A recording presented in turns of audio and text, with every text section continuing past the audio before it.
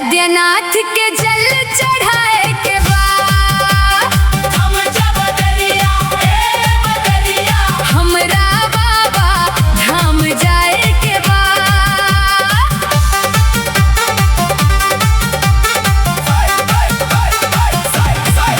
सावन के महीना पावन डगरिया बोल बम्बूजे नगर नगरिया केसरिया रंग में रंगल दहिया भोले के नाम जपेला सगरिया। रुक जा तनिका बदरिया हमरा बाबा धाम जाए के बाद।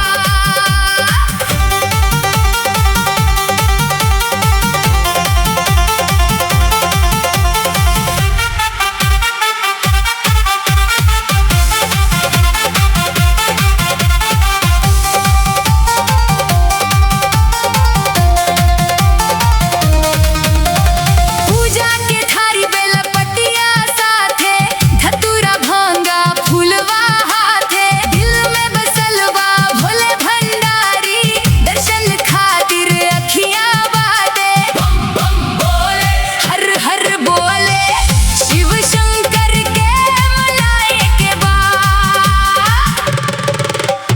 सुल्तानगंज से जलवा भरनी पैदल पैदल डगरिया धरनी बोल बम के गूंजे जयकारा भक्ति से भरल हरि की नर नारी।